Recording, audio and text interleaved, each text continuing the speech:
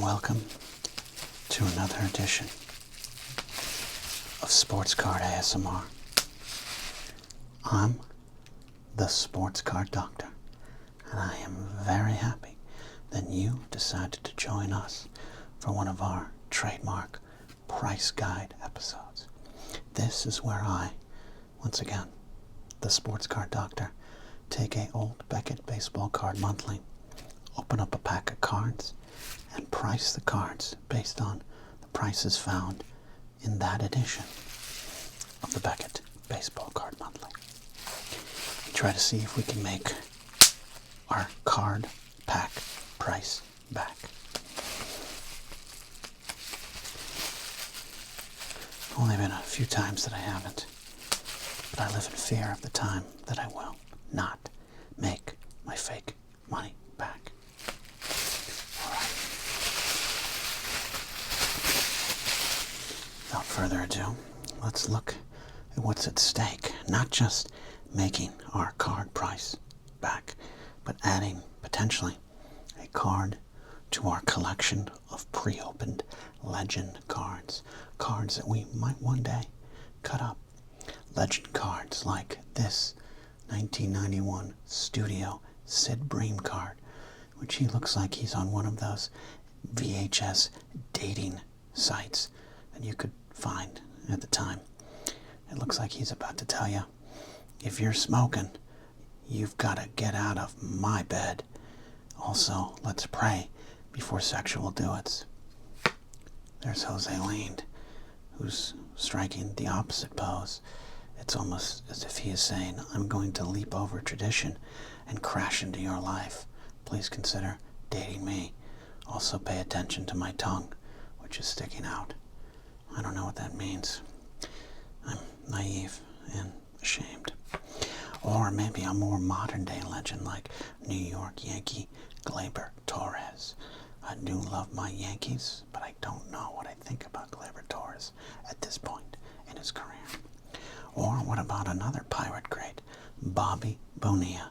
Look at Bobby Bonilla staring out into the future as if to say, there will come a day where I will still be getting paid over $1 million a year for not playing baseball. Good move, Bobby. Or Benny Santiago, with a card we recently pulled from a pack of 1991 Topps. It's one of my favorite cards of all time. I hope it's yours too. Or this guy, Mark Malone, Steeler quarterback legend, number 16, the man who sent Terry Bradshaw running out of town after about 3 or 4 seasons. Mark Malone, a true legend around these parts. Will we be adding to this stack of legends? We shall see.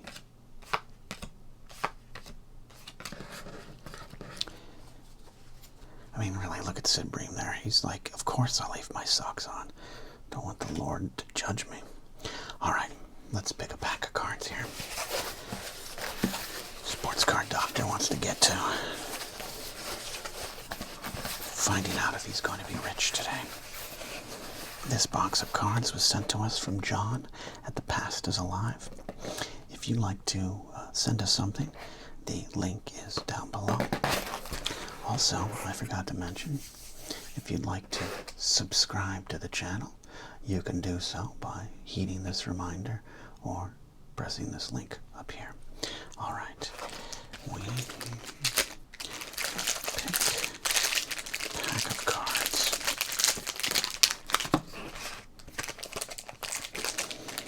I mean, one of these days we're going to open up these studio ones again. Maybe get another Sid Bream.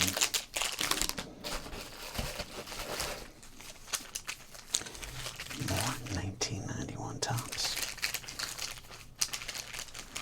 Could get those sticks of gum. Or we could go to Donruss, a quality card brand, especially in the late 80s, where it dominated in those who wanted to look for an alternative outside of Topps baseball cards. Donruss was at the Top, I think, in 1987, and then Score showed up, and then Upper Deck, and then Donruss was just like me at most junior high dances, alone in a corner, dreaming of what could have been. I think we're going to open up that Donruss. I think we should do that. Yeah, 1989 Donruss. All right, let's repackage and restock the box.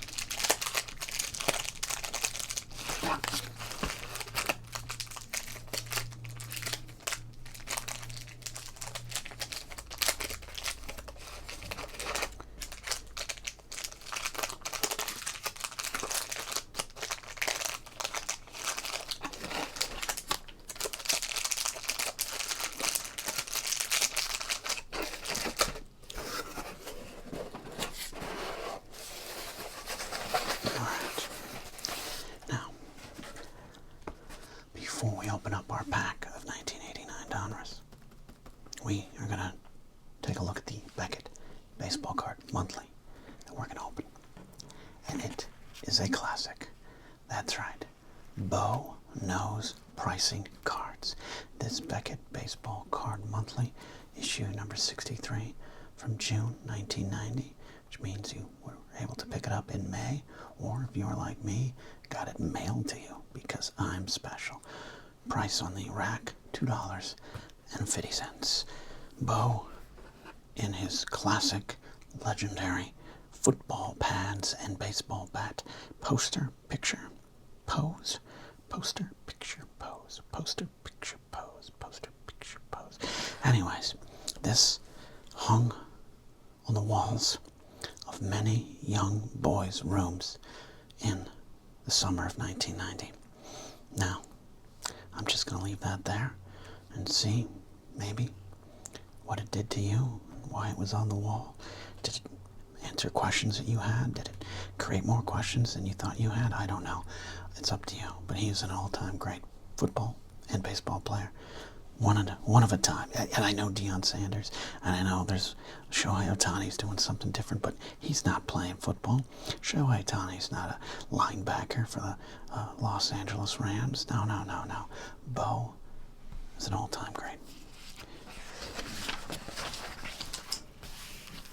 Let's see what's inside.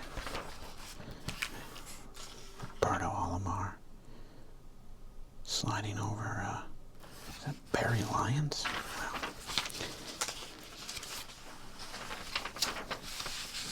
There we go. A Bo collage.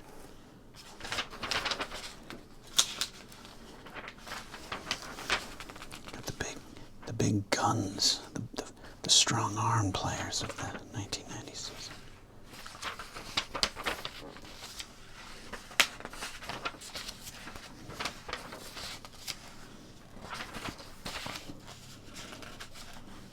Story about Joe Nuxhall, who I believe is still the youngest player ever to pitch in the major leagues, made his debut for the Reds at 15 years of age.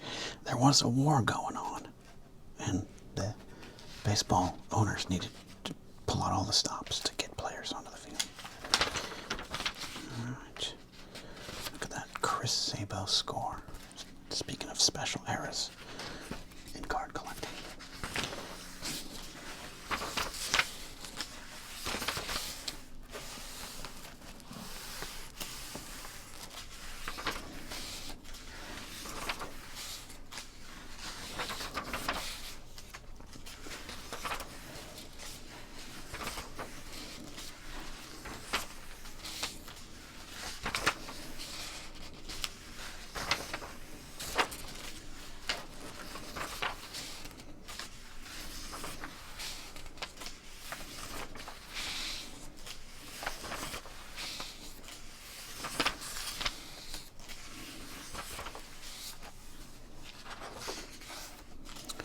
All right. June convention calendar. Were you in Alabama in June of 1990? Did you attend any one of these baseball card collector conventions? Let us know in the comments below. Haleyville, Montgomery, Huntsville, Montgomery again, and Mobile.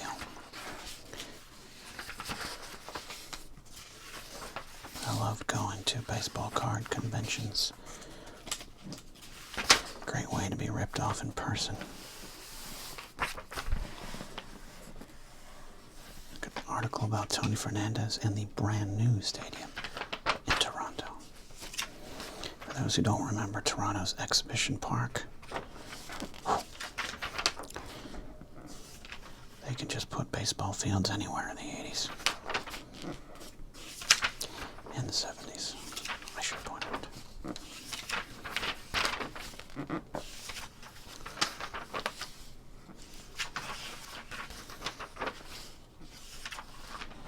Alright, here's some back issues. Would love to get my hands on some of these so we can continue the series. Now, I do have somewhere out in my storage this Beckett football card magazine with Bo on the cover. It's somewhere. I'm going to find it, and then we'll price some classic football cards. Alright, there is a definitely not disturbing photo of Will Nuschler Clark. I don't know what is going on. Looks like he got into some human growth hormones before it was popular with that chin there. Okay. Alright, rock reigns on the back. Before we price, we've got to open. Let's dive in.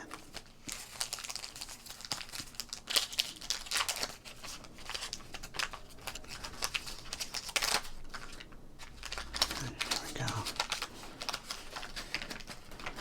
1989 Donruss. Of course, no gum in the Donruss. That was Topps' domain.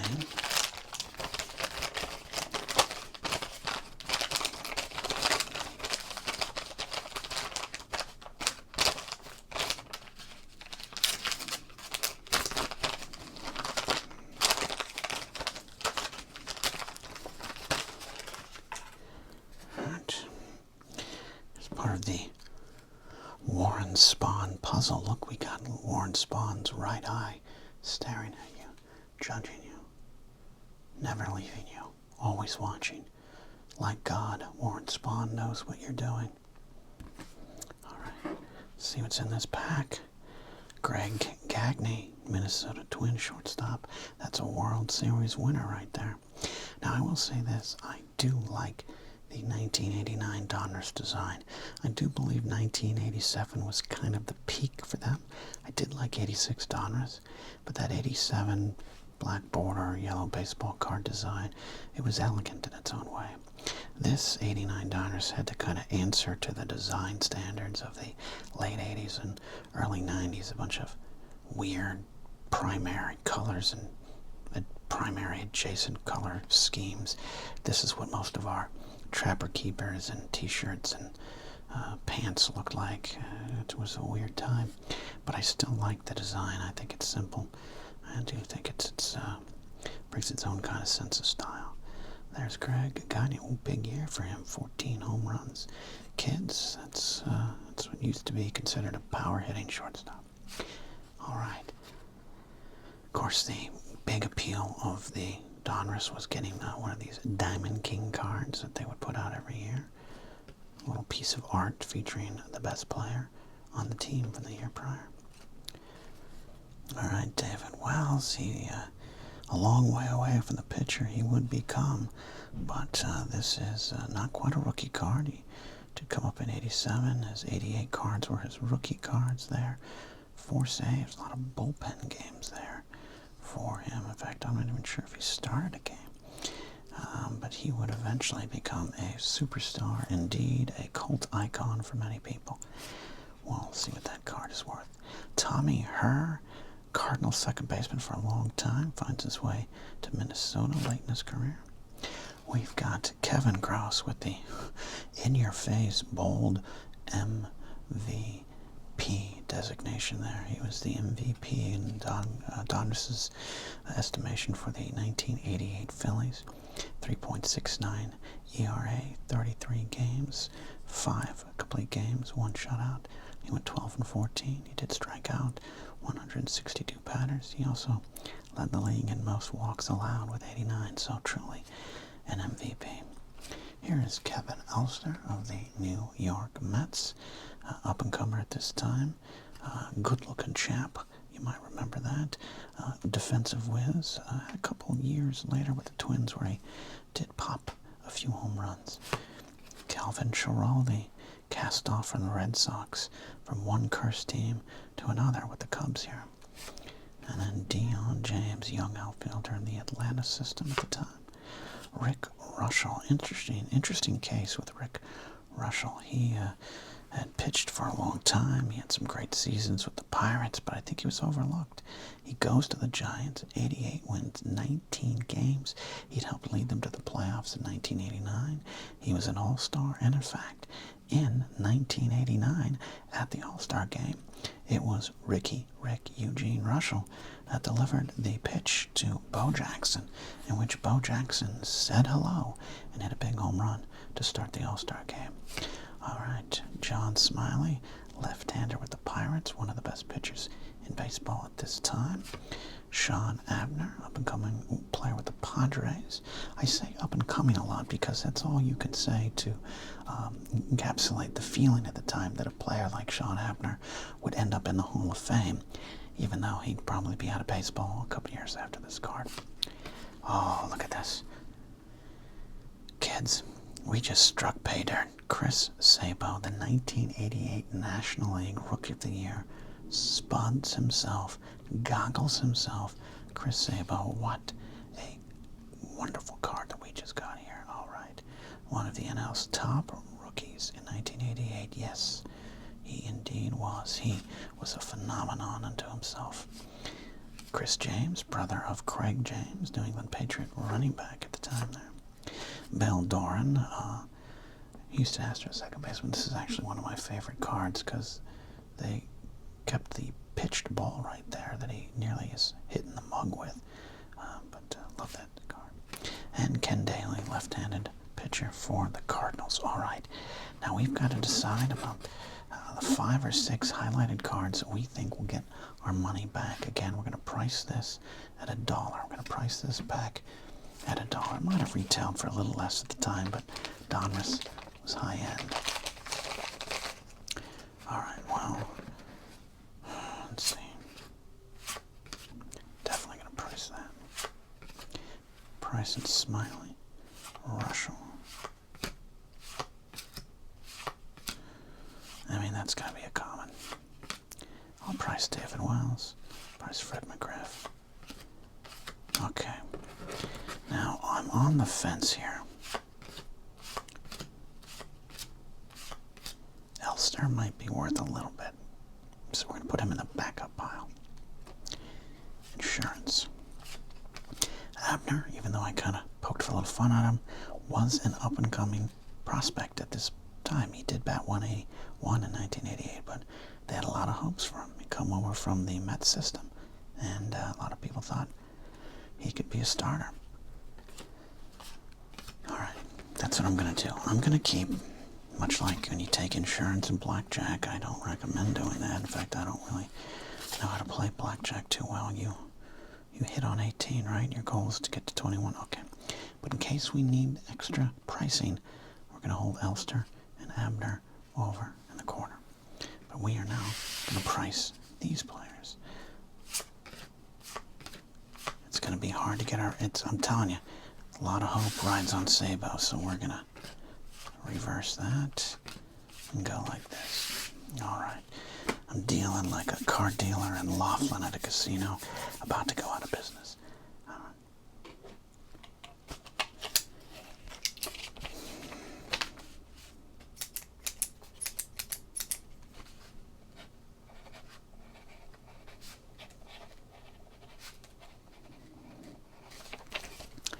Oh, 1989 Donruss. That's the other thing. I say Donruss.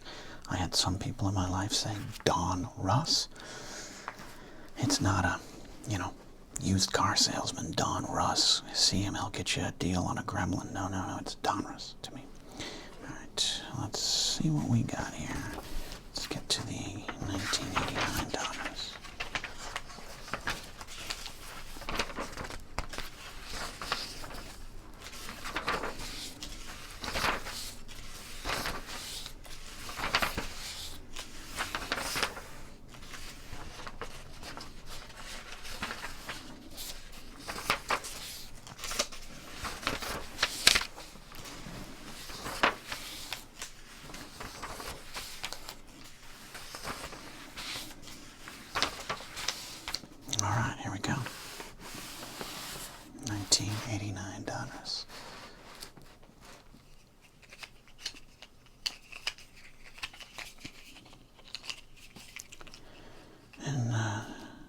$14.90.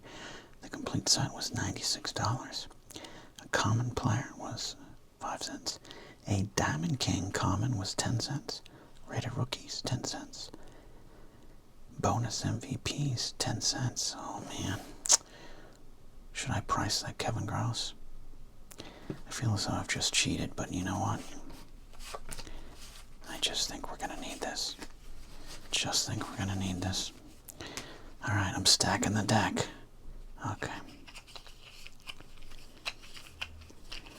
Here we go. Trying to get to $1. So let's do it. Kevin Gross is up first. He is BC 12. Even if he's a common, he's 10 cents.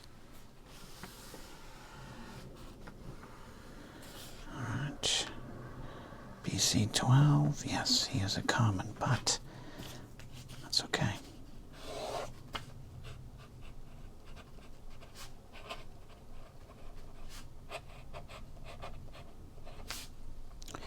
Kevin will go on to pitch for the Dodgers, I believe, if memory serves. All right, this piece of art that I think I should hang in my office after this episode is Fred McGriff. It's Diamond King number 16. Fred McGriff, DK, Diamond King, 15 cents. So yeah, we assume that our cards are in mint condition around here.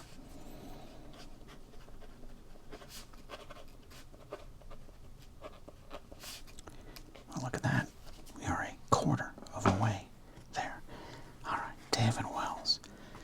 I'm pricing him for nostalgia's sake because I'm a Yankee fan who grew to love Boomer a lot, but I don't think this card's going to have a lot of value. Number 307, 307, 307, 307. Yes, that is a common, so it's a 5 center.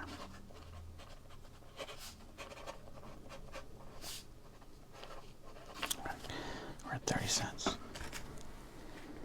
Rick Russell. I don't know if Russell's going to be worth a ton. Underrated pitcher. He played for a lot of bad teams. That accounted for his 175 losses at this point in his career, but a late bloomer too, was considered old at the time of this resurgence. Number 335. 335. 335. Oh, definitely a common there, all right.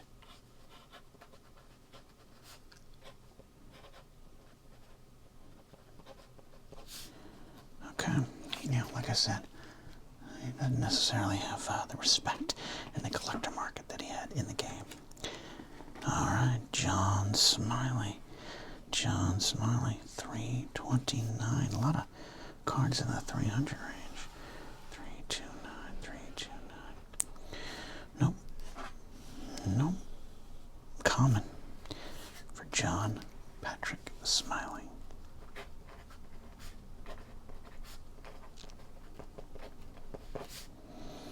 All right. Let's see where we're at here. We're at 25, 30, 40 cents. So the question is, will Chris Sabo bring us the entire price?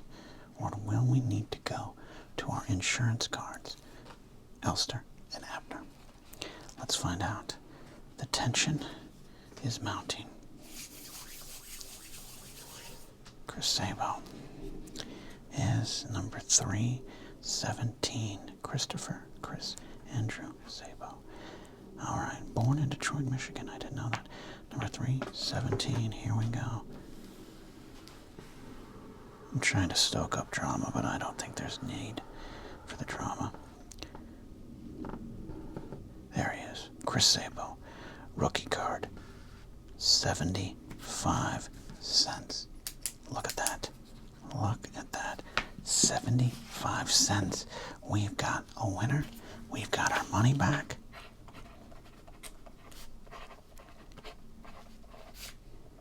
That's one of the higher price cards we've pulled from one of these packs before. Sabo's career would be cut short by injuries. He did have a pretty good season, I think, in 1990. Played in the World Series, of course, with the wire-to-wire Reds, and will be forever remembered by baseball fans in this generation of the game.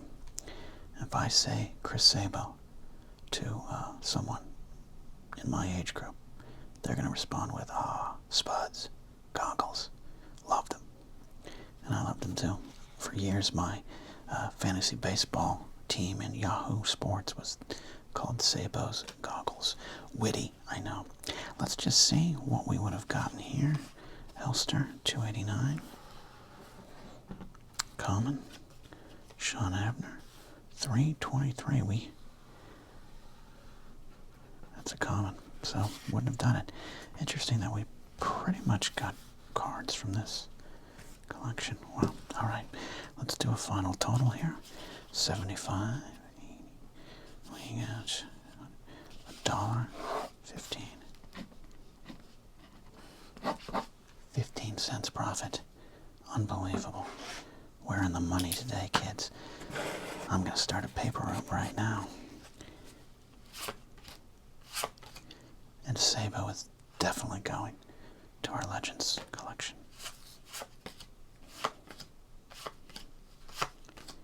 But I'm going to hold on to that Wells too. Maybe it is actually worth something a little bit more. I do need to get some Beckett price guides from a more modern era. But there you go. That's our winner today, Chris Sabo.